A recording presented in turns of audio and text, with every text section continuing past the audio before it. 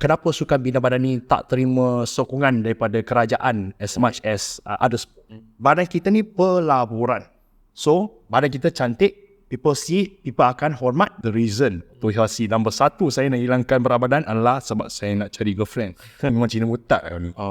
So that's how that sort of Cina mutak name came lah. Kan jalan every day 7 kilometers I walk to school. You go on stage with a little small piece of cloth. Saya sudah champion. Saya sudah menang. I'm always number one. I tak pernah kalah sama sport. Mana lagi mudah, competitive bodybuilding atau nak jadi content creator? Hari ini guest saya akan menceritakan pengalaman dia dari segi bertanding sebagai atlet dan juga sebagai content creator. But sebelum tu, saya dalam misi untuk mengurangkan 1% obesity di Malaysia dan saya pasti anda juga boleh membantu saya dengan like dan follow saya. Dan jangan lupa untuk kongsikan dengan kawan-kawan anda. Welcome to our season 2 episode 25. And hari ini guest saya akan menceritakan pengalaman beliau sebagai competitive athlete dan juga content creator. So who is our guest for today? Dia lebih dikenali sebagai Cina Murtad atau Coach JC. Coach JC. Okay, Coach JC, boleh tak memperkenalkan diri anda dan perjalanan hidup sebelum menjadi ahli bina badan? Boleh. So pertama sekali, Assalamualaikum warahmatullahi wabarakatuh. Nama saya Coach Jason atau kenal Jason Chua. Athlete Nutrition Pro, dan saya sudah mencuburi bina badan ni sebanyak 10 tahun sudah, hampir 10 tahun. Dan kalau kira training, 12 tahun sudah bina badan lah. Dan saya mulai pada umur 16. Dan detik hidup sebelum umur 16 tu ialah saya ni budak yang gemuk dan senang dibuli lah di sekolah lah. Faham saya. Bully di segi bukan dipukul, tapi dimaki. Gemuk, gundu, fecai dan macam-macam lagi. Segala adjektif, segala bahasa, satu Malaysia dah kena.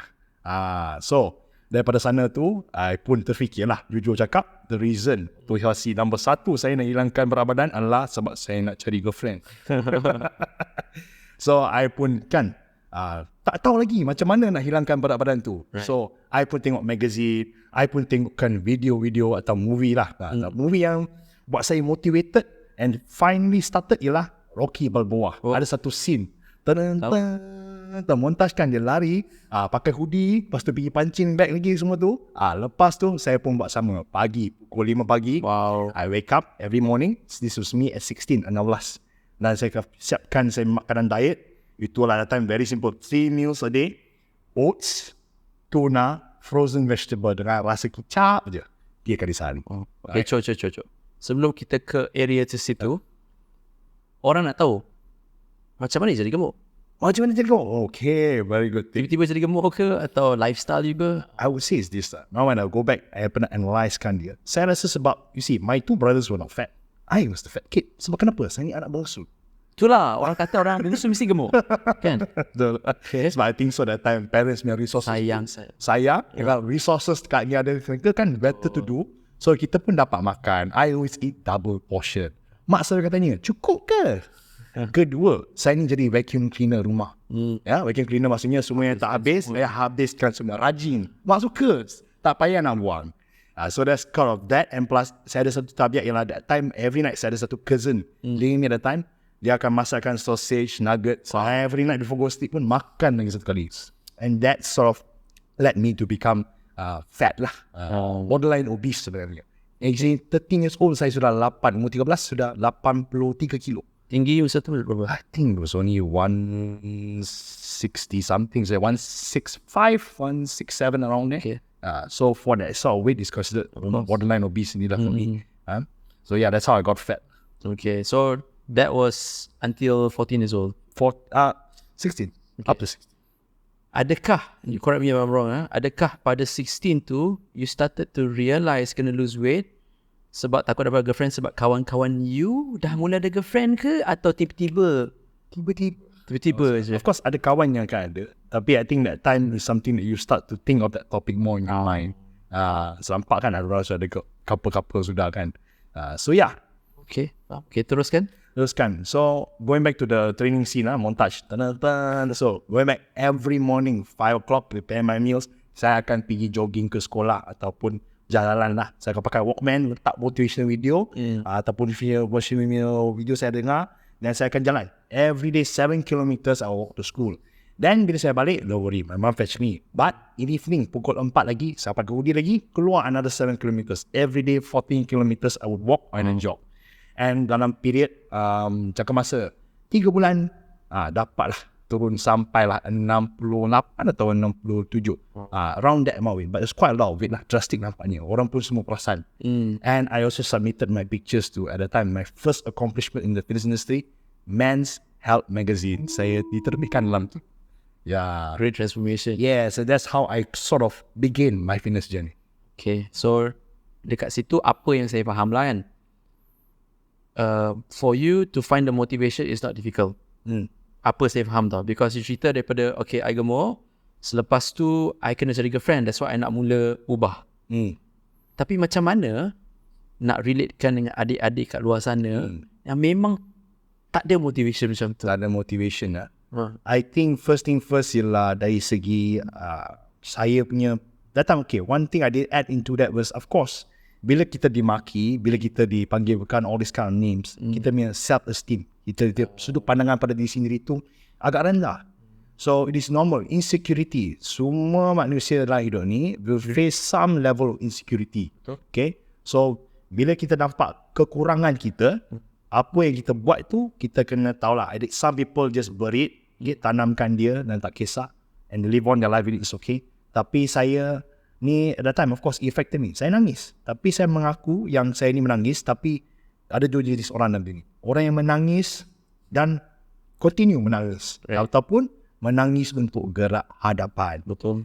So that's what I did. I use that pain, I use that apa yang orang katakan pada saya sebagai satu motivasi untuk merubahkan diri sendirilah. So I think really stems from, kalau adik-adik semua ni tak tahu apa lagi, take some time, duduk, berdoa, if you believe in God, pray, believe in God, and ask, what is your why? Kenapa kau nak lose the weight? Sebab I can tell you, for me and Coach Kam, we pun tahulah yang kita pun have our own story of our fitness journey and how our bodybuilding, how this fitness has helped us change kita punya confidence level. Betul saya. So I'm telling you as testimony, saya dengan Coach Kampu, we all percaya kalau kamu just get control. Sebab the first thing you must have is self-control. Bila kamu dapat kontrolkan badan kamu, kontrolkan kau punya outcome, you'll be a lot more confident no matter who you are. Agree, totally agree. I nak menyampuk sikit So cerita saya sebiji je macam Jason, tapi saya nak kurus bukan sebab takut tak ada girlfriend lah. Saya nak kurus sebab memang sebiji lah, kena ejek, kena caci. Saya terjumpa kawan yang fit, yang sewa rumah dengan saya masa umur 19 tahun. Dari situ saya ubah. So it's still relatable because macam mana boleh 360 macam tu je ubah kan. Because kalau dengar cerita Jason, mula gemuk, tiba-tiba nak jalan 7 km, like how the hell you do that? Kan? So dia menggunakan, I think this is what I understand, dia menggunakan kesakitan dia sebagai alat untuk ubah.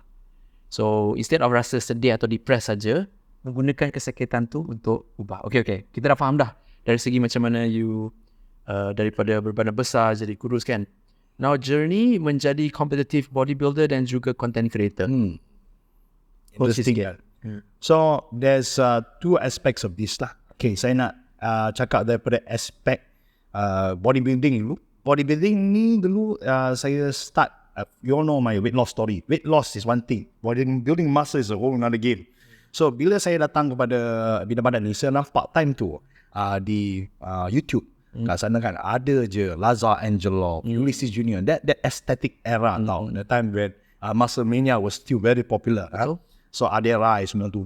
That era dah akan datang. So kita nampak lah with them with the beautiful six pack. Dia orang tak terlalu besar kan. So I aspire to look like them.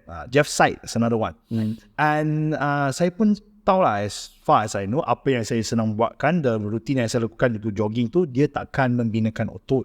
So there was a good friend of mine who was a genetic phenom. So I thank God he did not compete in bodybuilding. If not, I will be in trouble. Umur dia 1 year younger than me. His name was Mavican. Okay, American. At the age of 13, I was a junior. I was a senior. Dia saya senior dia. 14 kan, I was a scout. Right. So they ada induction day where we let the form 1s come and choose their uniform body. Lepas tu tiba-tiba ada satu budak yang tinggi dia lebih kurang 2 kepala lebih tinggi daripada saya. Saya tengok dia, bro, ini untuk form 1 saja. Lepas tu dia cakap, saya form 1. Then saya tak percaya. Keluarkan IC memang 1 year younger. Umur 13, I kid you not, that guy is already very very tall, very developed, sound like a man. Right. So genetic freak. So I put He's local ke apa? local. So Indian boy, gifted. Now he's a petroleum engineer. Yeah. So he's also an shop putter, placing also as well. So he holds the Perak state record for shop putt. So American gentle giant, walaupun besar sado, scary voice, but actually he's a gentle giant. So I tanya dia lah, bro, can you teach me how to train? Sebab rumah dia berdekatan dengan rumah saya. And he start to bring me to his house and teach me how to lift weights. And dari sana saya tahu certain basic, I develop it on it, and I start working in the gym. And then the gym owner pun dia ada teach me how to train, and that's sort of how it begin my competitive career lah. Saya start competing since junior years ini. It's been almost close to 8 years of competing. Okay, so daripada the journey tu yang you mula kerja dekat gym, how long does it take you untuk menjadi competitive athlete? I would say within the same day itself, when I start kerja gym tu, I dah masuk junior lah. I see. It's not very long because I knew that I wanted to try it. Was it an encouragement ke atau memang you rasa sifat berkobar-kobar nak challenge orang? Berkobar. Oh, wow. I just wanted to. There was something about going to my first ever bodybuilding competition, especially Mr. Perak. Always people ask, what's your goal in bodybuilding? Yeah. I tell them it's quite simple. I want to become COC Mr. Perak. Champion of champion. Not that Mr. Malaysia has no value or being an IFB pro. So orang cakap, I want to be IFB pro. I want to. Please guys, kalau kat kampung kamu pun tak boleh menang. For me lah, I understand some people don't go through this route, but for me personally, kalau dekat negeri sendiri pun tak boleh menang, apalah hope kita nak dapat pro card, dapat pro card dan compete dengan orang yang kat Olympia. So for me, that is of course the home state. Saya ni seorang yang duduk Perak, berasal dari Perak dah 20 tahun lebih dah. So I'm trying to Perakian. I want to get the Mr. Perak title. And that's something that all these years I've been working on lah. So that's my first goal lah. Then after that, we're going to see where God takes me from there. Right. Okay, itu dari segi competitive bodybuilding. Content creating, yeah. Content creating, okay. So I always started sharing daripada umur, that time when I was 16, I started sharing my photos, how I lose weight, everything. And of course lah, bila kita muda, kita kurus kering, kita post about a bicep curl, mesti orang kecam. Yalah. So who are you?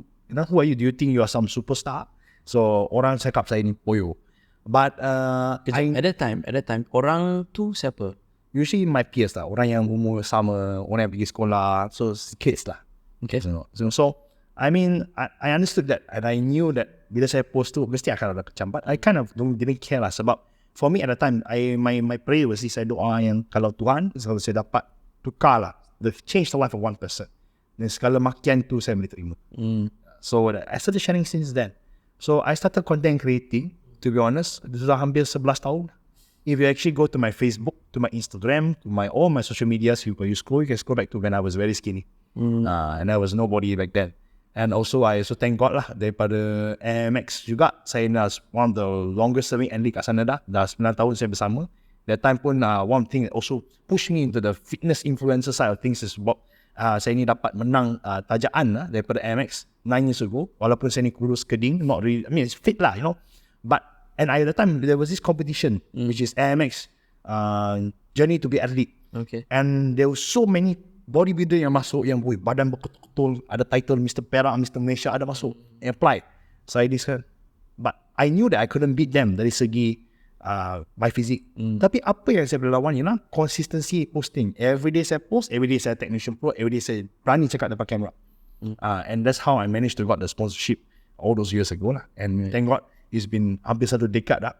I'm still with the same company all these years. Well done. Yeah. So yeah, that's how I got started on social media lah. Okay, so macam tadi kita orang sembang tau sebelum the recording, saya nampak Jason, kalau tak salah, late 2020s atau early 2021 dekat TikTok. Okay, I tak pernah nampak dia dekat Instagram atau Facebook.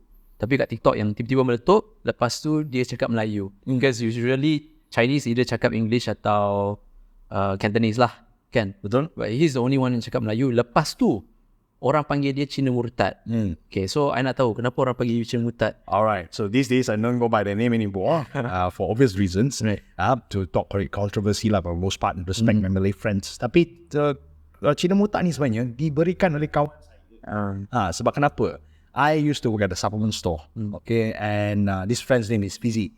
And dalam supplement store tu, I pun akan deal with a lot of customers. And of course, there are Chinese customers that come in.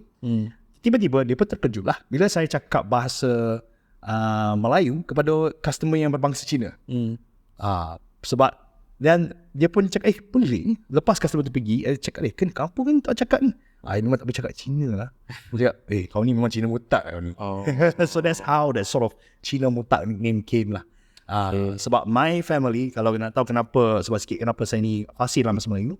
Pertama sekali, saya ni not pure Chinese. Saya ni campuran lah. My part Malay, ini is lah technically speaking, tapi very far. Sebab ni saya ni keturunan Bapa Nyonya. Right. Bapa Nyonya maksudnya Cina yang datang pada zaman para Meswara dan berkahwin dengan orang tempatan yang belum lagi beragama Islam time.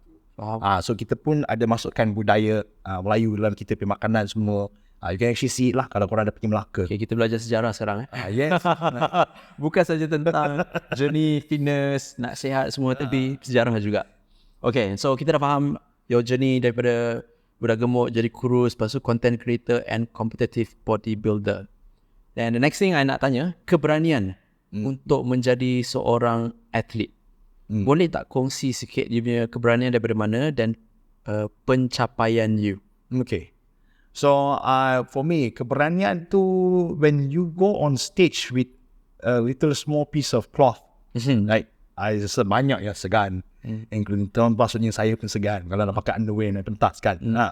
So I would say that yang paling penting ialah they go back to insecurity. Right. Banyak kali kita ni bila kita diletak di sudut pandangan atau pandangan orang ramai, terutamanya di atas pentas, kita akan rasa kekurangan kita lah.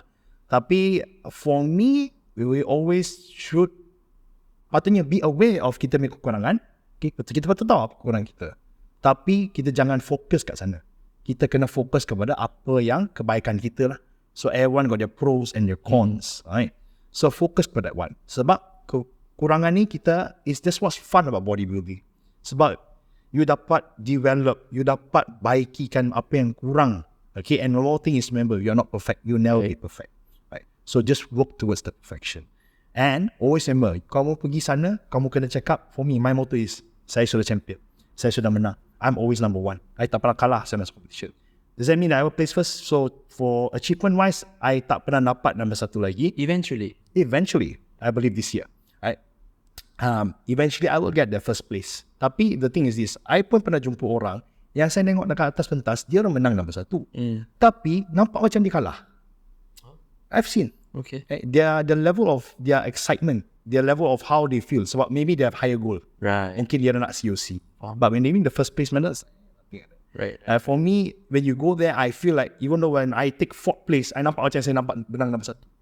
So it's not that kita nak datang dari segi berbelagak yang kita ni better than anyone else. I'm not here to say that I'm better than anyone else. Tapi part of doing your best, kan? Kalau kita nak buat terbaik, kita kena fikirkan yang kita pun confident. And for me, I cannot go into competition macam contohlah. Saya haraplah saya boleh place C. Saya harap saya boleh menang. I cannot go into a show or anything into my life that I can do. So fikir tak logik macam ni. Kalau saya buka bisnes, saya harap bisnes saya ni gagal. Saya mungkin saya boleh berjaya. No, you go there because you know you want to pass. Number two is, kalau you nak mengurat perempuan, okay, you want this girl to be your girlfriend. Saya harap lah. No, you can live that way in life, but I think so if you want to be confident, you kena believe. Then second thing, the other part of this, kau kena be able, matured. Kau kena matang untuk menerimanya kalau kenyataan dia tidak apa yang kau fikirkan. Okay.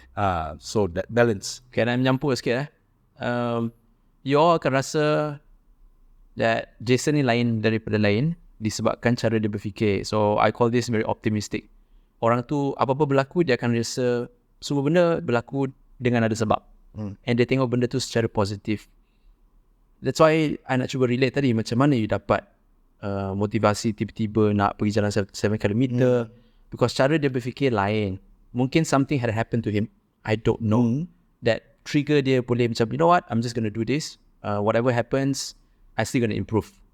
So daripada cerita bahagian ni kan, I know you all faham bahawa in life, cabaran memang akan berlaku, regardless, macam dia kata tadi lah, business ke, relationship ke, kesihatan ke, you have to see it in a positive way atau optimistic.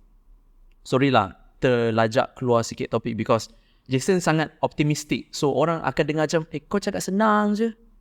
Kan, dia kata nak competition, kalau kalah, dapat nombor 4, still I'm happy. Like, why do he thinks that way? So because he's optimistic. I pernah berkongsi study dengan one of my guests, Kumar, that tak ada siapa nak masuk competition kalah. Tapi kalau kita dapat nombor 2, nombor 3 pun, we still happy lah. But we nak masuk kalau boleh nak menang. You correct me if I'm wrong. Jason pun dah buat sedaya upaya untuk menjadi juara. Cuma rezeki dia belum lagi. That's why dia kata eventually, which is this year lah. So I doakan you supaya boleh mendapat kejuaraan tersebut. Okay, itu dari segi bina badan. What's the worst thing you have experienced masa bertanding atau preparation untuk bertanding? Wow, this is a good question. Kena dig the memory bank sikit lah. Because, fikir dulu, because sebelum ni I pernah tanya guest, ada yang masuk ICU, ada yang sampai, satu ICU, satu lagi overconsumption of diuretic lah. Ada lah kan. So, itu dia orang punya worst case scenario. For you, ada tak worst case scenario? I would say it was last year for my Man of Steel prep. Untuk 9, this was in September. Okay. Bulan 9. Bulan 9 tu saya competed in Man of Steel, but in August I lost my father. Ayah saya meninggal pada bulan Ogos, 12 Ogos. Yeah. Then it took me by surprise lah. Semasa prep. So di masa itu I needed to focus on the competition. Pada masa yang sama rindu dan rasa sakit hati lah sebab ayah meninggal secara it's very quick. Kita pun, keluarga pun tak boleh jangkakan yang dia sebab there's no sign yang meninggal akibat apa heart attack. Right. So in that sort of moment, kita kena fikir lah. There's a lot of things going through your mind. Banyak suara. Dan of course, saya ni duduk di rumah and of course my father was there also. So, it's a weird feeling. Yang tiba-tiba orang tu tak ada. The normal routine is not there anymore. Dan then kita kena fikir lah that it just kind of just rocks your world. Right. At the same time, kita pun tak boleh berhenti. So, I remember to the day of my father's cremation, di mana mayat ayah saya ni dibakar, that day itself, malam tu pun saya dah masuk balik training. But why? First thing first, saya ni rasa that my father at that time wouldn't want me to give up. Dia tekan saya nak untuk berhenti. Tapi pada masa yang sama juga, I also understand how we must take it bila benda macam ni berlaku dalam hidup kamu. You honor the dead by the way you live. So saya nak hormat kepada ayah saya, bukan dengan duduk dalam kemurungan, duduk dan saya nak berhentikan semua-semuanya and just give up. I respect my father and honor my father. That's why I continue to prep lah. Walaupun dengan bersakit hatinya.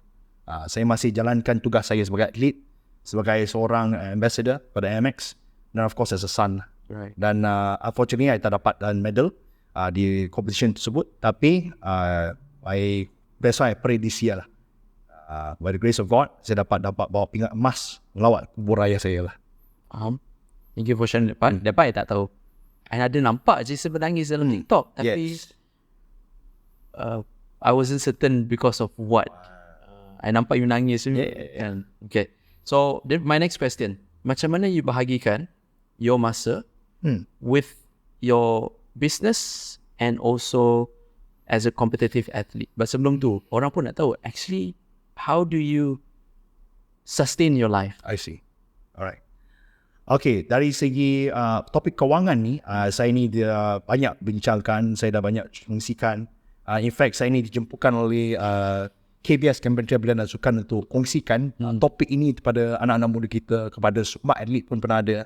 Sebab I think so in the sports, dari segi sukan, I rasa banyak atlet, bukan cakap dalam disiplin bina badan saja, tapi di mana-mana sukan pun, yang kebanyakan kali they do not know how to make money. Agree. Alright. So kita boleh nampak gold medalist, bronze medalist, whatever medalist is, whatever sport, kita mendengar cerita mereka yang mereka selepas bertahun-tahun bersara daripada sukan mereka tersebut, mereka tidak boleh dapat kewangan and they cannot sustain their lifestyle. They're in trouble and in help. Betul. Dan what I hope to, like what Coach Kam goes to reduce 100% obesity kat Malaysia, I also hope to be able to help in the other aspect of this, which is untuk tolong kita punya sportsman, kita punya atlet-atlet, bukan terutamanya kepada bina badan saja, untuk menjanakan kewangan. Itulah kenapa saya selalu kongsikan pasal you need to have balance. Okay, kalau kita nak bina sebagai satu individu, tak kira dalam bidang apapun, keseimbangan itu ialah penting. You need to know how to have balance. So bodybuilders kebanyakan kali mereka bagus dalam aspek apa? Saya ada 5 aspek yang saya nak kongsi dengan korang, my thinking lah. 5 aspek yang korang kena develop. Pertama ialah dari segi fizikal kamu. Bodybuilders very healthy, training, eating, diet, everything. Kedua ialah dari mental. Most of them also true. Very strong mentality in order to compete. Third one ialah dari segi kewangan, financial. Usually this is where they lack. Keempat dari segi political. Political maksudnya, we say politics, we're not talking about UMNO, we're not talking about Barisan Nasional or DAP here, we're talking about politik ni wujudnya di mana-mana industri dan mana-mana sektor pun ada. Dan kelima adalah segi spiritual lah, which is for me the most important. So I'm not going to touch so much into that. I'm a Christian, I believe in God, I believe there is a creator, I believe in Jesus Christ, that's all. So I believe that this, kalau kita tak utamakan dalam hidup, Tuhan dengan hidup kita, all this is useless. This for me first. But let's talk about the 4 things first. Okay, tu kita dah tahu dah. Kewangan kita dah cakap dah. So, I know bila saya ni masuk dalam bina badan ni, saya dah tahu kos untuk bina badan begitu mahal. I'm sure Coach Kam pun tahu dari segi kita punya pemakanan, you take up the most cost. Supplementasi itu memang mahal. Dan of course, if you're a bodybuilder that use drugs, PEDs, itu adalah kita another cost juga. Fourth one is of course kita punya medical bills. Bila kita guna PED, kita pun kena pergi apa? Kita nak buat blood test, kita buat echocardiogram. All these things are added into the cost. Kan? So, bila compete, dia tak ada buat budgeting. There's no budgeting. There's no cost accounting, everything. Tak ada. Dia just langgar aja and hope for the best. So, kita pun dengar horror story. Orang pajak gadaikan emas, pajak gadaikan motor, ada yang ambil loan, tak boleh bayar balik. So many problems. So, I'm not looking down on these people. Saya tahu I could be one of those people. Sebab kenapa? Sebab kita tak nak give up. Sebab kita nak make it to the stage dulu. Kita nak menang. So that's not desperation. So that's why I must explain all this first sebelum kita masuk pada bab kewangan. So when I know about this problem, so kita dah tahu masalah. Masalah utama ialah kewangan untuk bina badan. Dan sorry to say, bina badan ni, if you just rely on bina badan, you tak boleh buat. You need to be smart. Badan kita ni pelaburan. So badan kita cantik, people see, people akan hormat dan kita kata, macam mana dapat tubuh badan seperti ini? That is where kita kena tahu macam mana kita nak janakan income. So, of course, traditionally, kita boleh jadi seorang personal trainer. Kita boleh train orang, kita boleh tuliskan diet plan untuk orang, and you can charge money for this. Online coaching pun satu avenue jugalah sekarang ni, now that you social media. But I think so the lesser known one is TikTok shop, TikTok affiliate. I would say a lot of my income comes from actually TikTok affiliates and also sponsorship, paid review daripada saya punya ruang media sosial. Oleh sebab tu, kenapa saya sangat bergiat aktif dalam social media daripada dulu sampai sekarang, sebab saya tahu kita sudah masuk kepada zaman modernisasi kan. So in the modern world, especially lepas COVID, right? Lepas the C word, lepas the C word, kita punya dunia sudah menjadi satu dunia yang rely heavily on technology. Betul. So, e-commerce merupakan satu benda yang sangat penting. So, oleh sebab tu, korang akan nampak saya ni macam recently I jual jubah, saya jual kurta.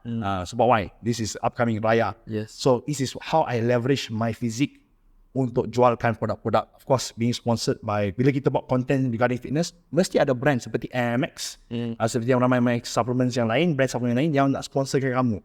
And they actually bayar kamu gaji. Dia bayar kamu gaji ataupun dia akan bagi kamu supplement lah, depending on the contract kamu ada dengan mereka. So it is always, bila saya masuk competition, saya tak pernah hilang wang. I have never lost money. So selalunya saya akan dapat lebih. Sebab kenapa?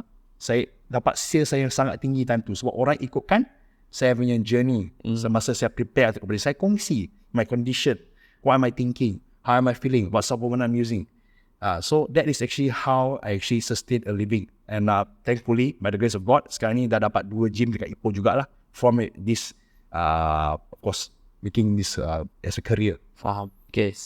Sebelum kita teruskan regards to the gym kan, apa yang Jason buat ni, dia monetizekan diri dia. Atau monetizekan the viewer dia lah. I nak kongsi sikit my perjalanan.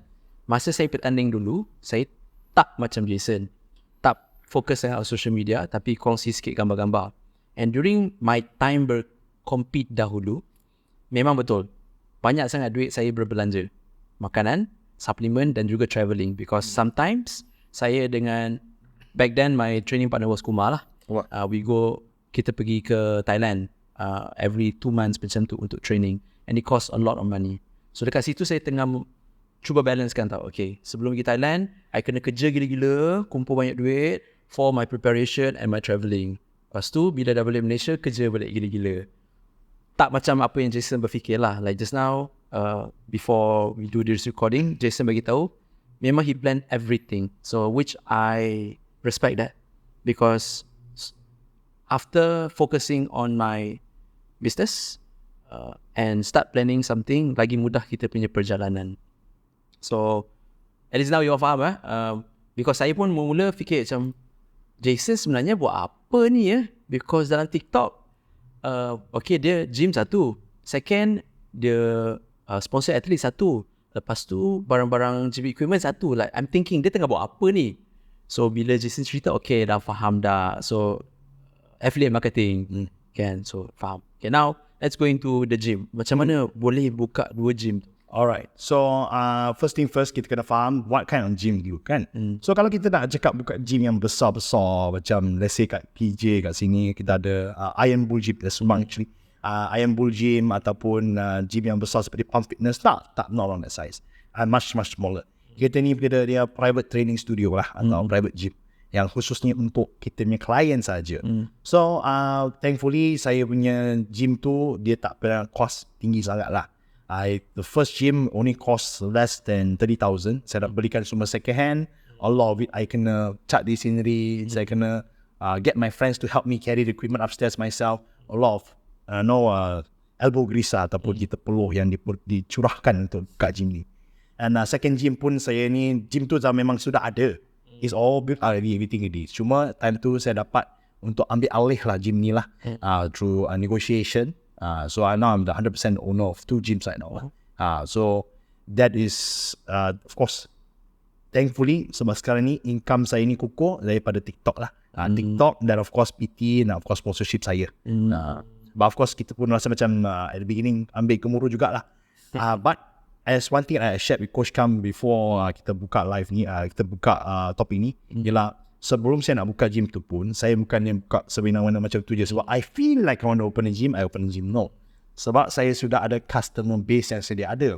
Let's say I got 10, kata that time was around 8 to 10 clients, plus minus. Dan sewa yang saya dibayarkan untuk gym yang lain, lebih, saya kira-kira dalam costing macam ni, dalam masa setahun, saya dah boleh buka gym sendiri. Kenapa saya nak bayar kepada gym ni? Saya in fact for cheaper. So I decided, it's okay. Sekarang ni saya ambilkan my savings and I started to collect the equipment. I started to renovate my place sendiri lah. Dan gym tu saya dapat buka dalam masa just after quitting my job, and I think 4 months after I quit my job as a manager, saya dah buka gym tersebut lah. And it already paid off dalam masa 6 bulan, sudah bayar habis. And of course, it plays a role juga. TikTok ni atau media sosial ni penting untuk dapatkan klien juga. Betul. So that is why I was very secure. And saya dah ambil risiko, tapi it was calculated risk.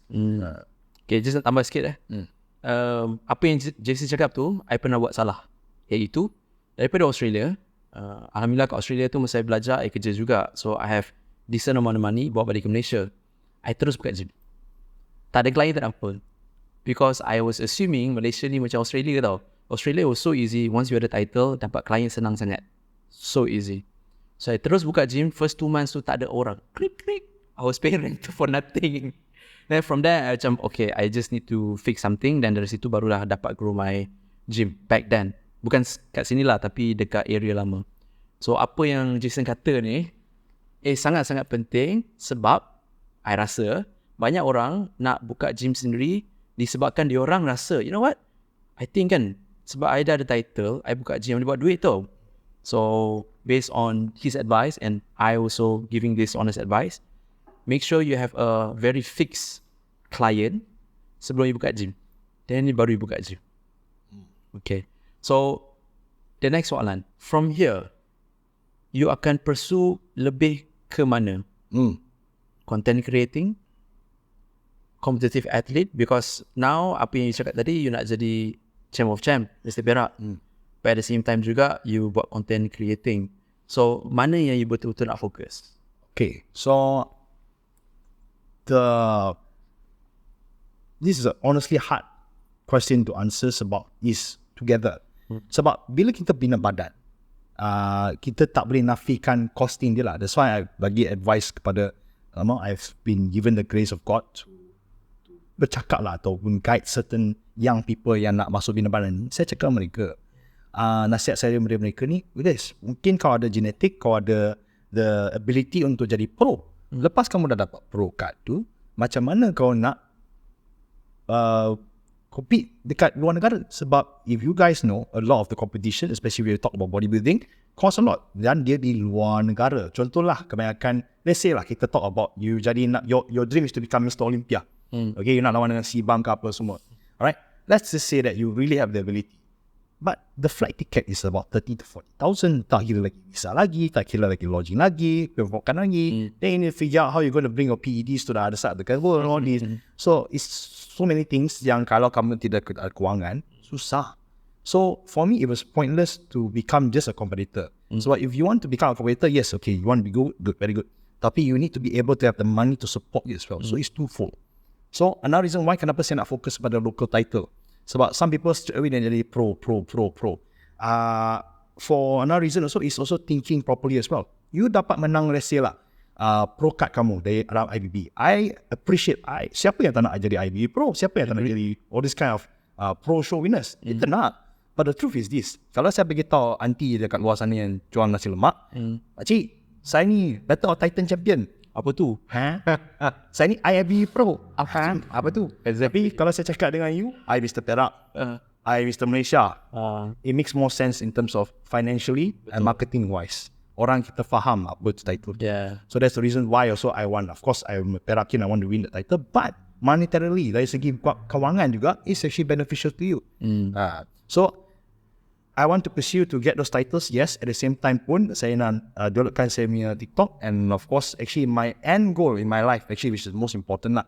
I also share the same sentiment dari Coach Kam juga, yang kencing manis, obesity ni merupakan satu benda yang gejala yang sangat teruk lah di Malaysia ni lah. Majority of our population is horribly sick with this disease yang people don't pay attention to. The problem is kenapa? Sebab kita punya pemakanan, our food is also our budaya. Betul. So when kita nak, it's not like cigarettes, okay, rokok ataupun arak yang kita tahu, it's bad, dari segi budaya kita tahu it's not good, right? But food is macam mana, rendang, this is part of our, we are proud of our food. So last time pun I think so there was a campaign I want to push for in the end, which is Malaysia Fittest in Asia. Sebab at one point, statistically speaking, kita punya negara adalah apa? We are the most obese, number one in diabetes at one point. I don't think so now. We've been overtaken by, I think, Thailand, Philippines, I forgot.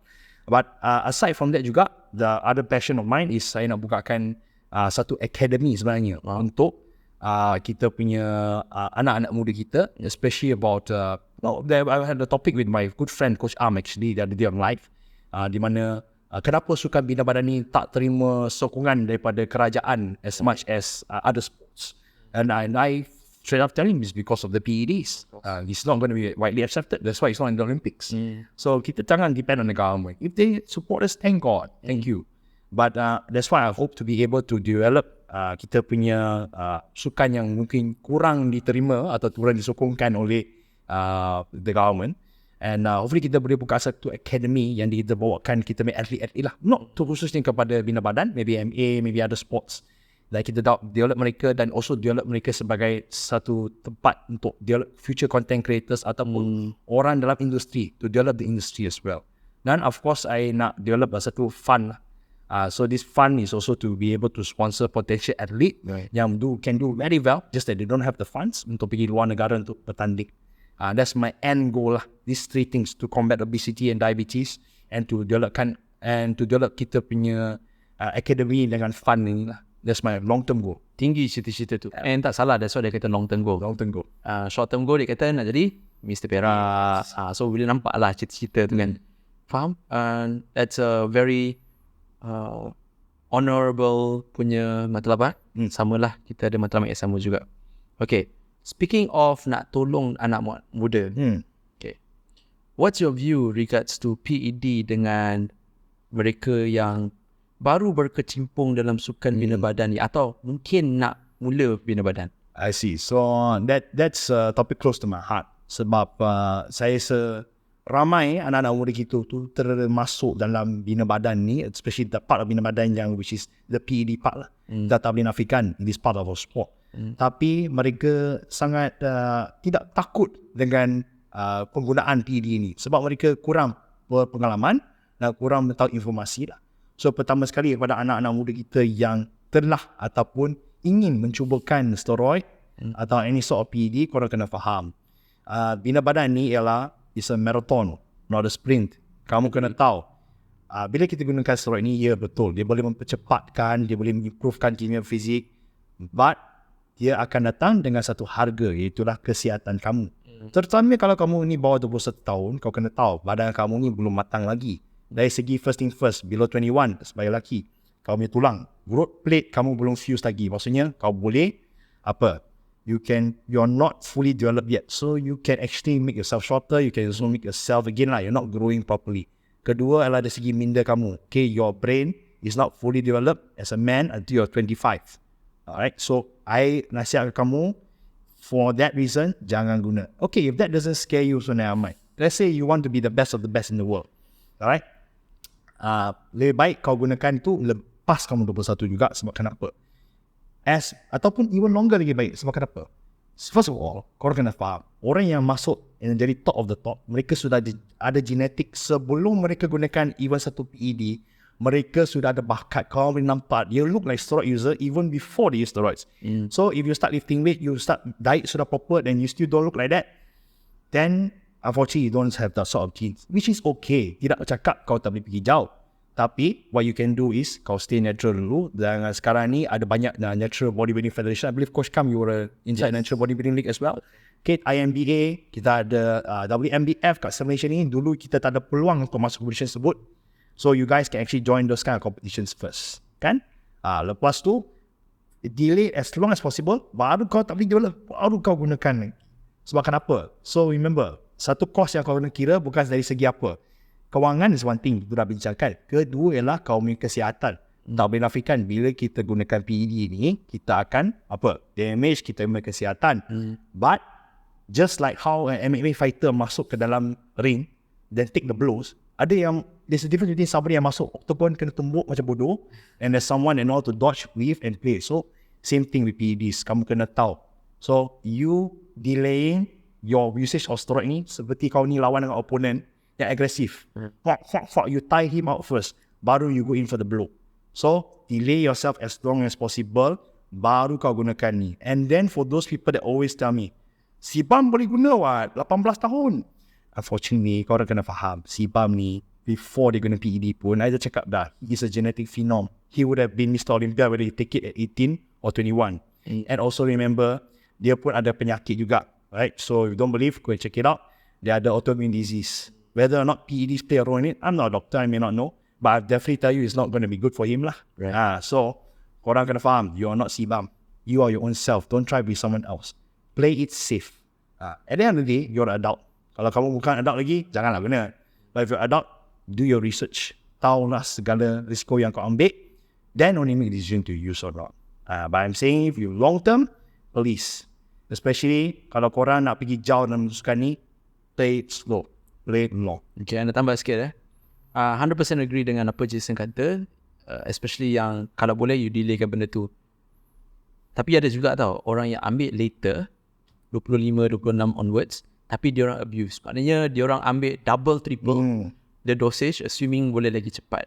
So ada satu cerita ni, suatu ketika dahulu, I think it was 2019, there's this gentleman datang kat my studio. Dia tanya, and he's actually a coach.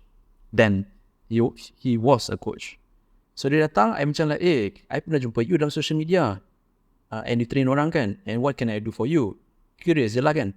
Kata, I desperate, I need you to tolong. Like, dari segi mana? Then dia buka dia punya kopiah. So dia botak. Then I dah faham dah. I kata, what happened bro? Obviously kalau botak tu usually cancer lah kan. Kata, what happened bro? Kata, tak tahu lah bro, I think I guna banyak sangat suplemen. I kata, banyak sangat suplemen? I pun guna suplemen. Atau I guna steroid and supplement. So bro, bagi tahu apa dia. So dia bagi tahu lah. Dia kata dia pergi kat gym dia, kawan-kawan dia bagi steroid. So I tanya lah, steroid apa? I tak tahu, I ambil je. I'm like, oh my god bro. Like dia ambil because kawan dia bagi je. So the moral of the story adalah, kalau tak salah pada ketika itu he was like 26, 27. And dia ambil apa saja kawan dia bagi dengan dosage yang dia tak tahu. Bila dia dah terkena, masa tu dia jumpa saya tu dah stage 3 dah. Dah stage 3, dia datang dengan parents dia, and dia dah memang dalam keadaan yang tenat sangat. Saya consult dia, selepas consult dia 3 minggu kemudian dia sepatut datang for follow up. Bapak dia reply kata, sorry, anak saya dah kembali ke rahmatullah. Pass away. So kita nak blame apa? Kita nak blame is in supplement ke, steroid ke, atau memang time dia lah kan. Tapi the moral kita kena faham kat sini, jangan assume that apa kawan you ambil nothing happen. Anything can happen. So anything come in a risk lah. Okay, itu nasihat saya dan juga Jason. And last question. Okay. Kat mana pendengar boleh cari Jason? Alright, so I am available on Instagram, IG. Kita ada dekat TikTok saya, which is Coach JC now. Dan korang boleh tonton lah. Dan God willing, actually I'm starting up my studio. I had the podcast sebelum ni. Nice. Tapi that is a podcast from my previous life. So kalau korang nak tahu, adalah someone online. And korek lah di sini. But I'm actually hoping to start also another podcast, Malaysia Fitness in Asia. Nice. Podcast as well in Ipoh. So I can, once my studio is up there, one of the guests in line, of course, is Coach Kam lah. So that is this year's project. So we do not know exactly when yet, tapi hopefully we will be on YouTube as well. Awesome. Okay, kepada mereka yang nak tahu lebih pasal Coach Jason, check out dia punya TikTok, check out dia punya Instagram, and it's very very sibuk dalam TikTok lah kan. And selalu ada benda baru dia kongsi dengan you all. So having said that, thank you Coach Jason. Most welcome. Sudi datang, and hopefully to jumpa you again in person. Alright? For sure. Take care. See you guys. Bye guys.